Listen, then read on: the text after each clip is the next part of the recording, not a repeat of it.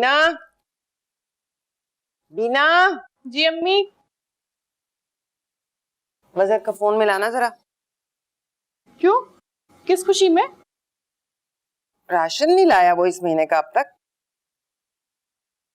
वो क्यों राशन दिलवाएगा हमारे घर का? जब तक उसकी शादी तुमसे नहीं हो जाती। हाँ वैसे भी मैंने कह दिया उसे कि जब तक उसे जॉब नहीं मिलेगी मैं उसे कोई शादी वादी नहीं करूँगी। अरे मिल जाएगी जॉब, इंजीनियर है आखिर वो। यही तो दुख की बात है, सारे मैट्रिक पास जॉब कर रहे हैं और इनको देखो इंजीनियरिंग करके भी घर बैठे हैं। तुम्हारी लड़ाई हुई है उससे? हाँ और अम्मी मैंने कह दिया उसे साफ साफ कि कोई जरूरत नहीं है हमारे घर में राशन डलवाने की। क्यों जरूरत नहीं है? अरे तुम्हारा बाप तो किसी चूहे की तरह जाकर अपने बिल में छुप के बैठ गया है, मुझे खर्चे के पैसे तक नहीं भेजता। ये मेहंदी उपटन बेच बेच के मैं सारा घर चला रही हूँ। अब तो मोहल्ले में भी लोगों ने मुझे उपटन बाजी कहना शुरू कर दिया। तो अच्छा ये वो यहाँ पे नहीं है, यहाँ रह के क्या करते? आप भी डंडे ही खा रहे होते। मुझे जरूरत नहीं थी, उन्हें जरूरत थी डंडे खाने की। आज अगर अब्बू यहाँ पर होते तो कम से कम हमें दूसरों का एहसान तो ना लेना पड़ता है। अच्छा है कि वो नहीं है, वरना आज भी अभी डंडों से ही पिट रहे होते। और क्या?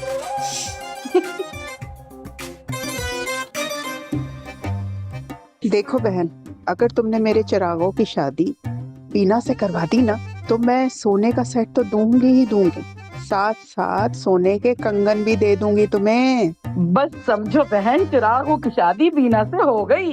उपटन बाजी मान जाएंगी? अरे हाँ हाँ, जिस तरह बकरी को पत्ते दिखाने में पीछे पीछे चली आती है ना, इसी तरह उपटन भी देखना कैसे नोट दिखाते ही सब कुछ करने पे तैयार हो जाएगी।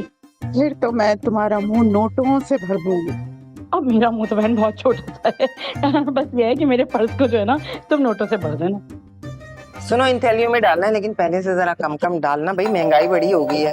फो, घंटियां कौन बजा रहा है? कोई फकीर होगा, और किसने आना है हमारे घर?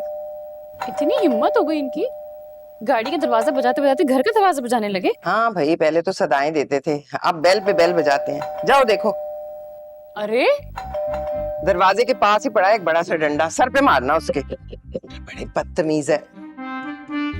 अरे तुम नहीं तो और कौन हो सकता है? भिखारी है ना? जी बेकारी ही है, फ्यूचर का। भिखारी नजर आ रहा हो तुम, पढ़ो सामने से।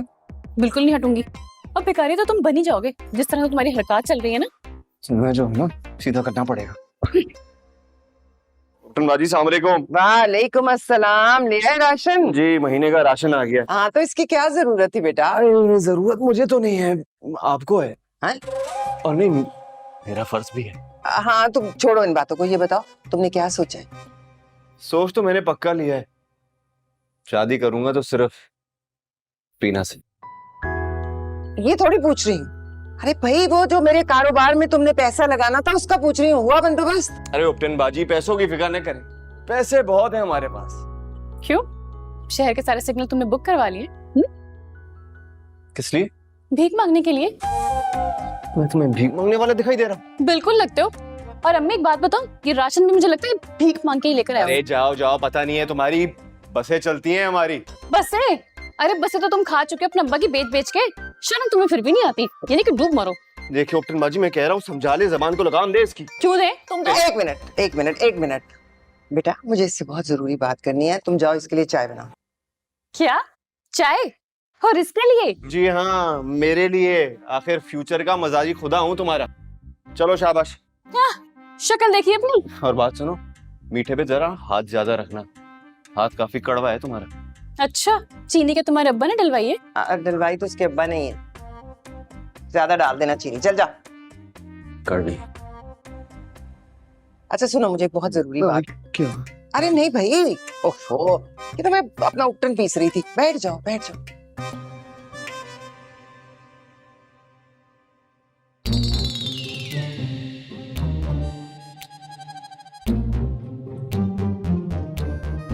अबे ये कौन है बे? चरागू। चरागू कबाड़िया? अरे पुराने माल वाले के पास नई गाड़ी? अबे कम से कम 40-50 लाख की होगी ईमान से। बाप मरा है उसका बाप। बाप तो मोटरसाइकिल चलाता था। अबे वो भी कबाड़ उठाने वाली मोटरसाइकिल।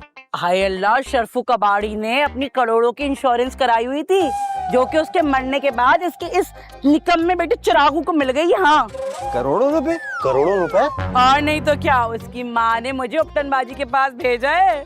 हाँ, सत्ता खराब देने के लिए है। बीना का रिश्ता लेने के लिए। बीना का? क्या? हाँ, तुम निकम्मे तो पता नहीं क्या क्या करते हो, क्या क्या करते रहोगे। हाय, मैं तो बिजी होने लगी हूँ अपनी लाइफ में अब। अरे क्या बोल रही है, बिजी होने लगी हूँ? बीना का रिश्ता क्या मतलब है ये चिरागू के साथ?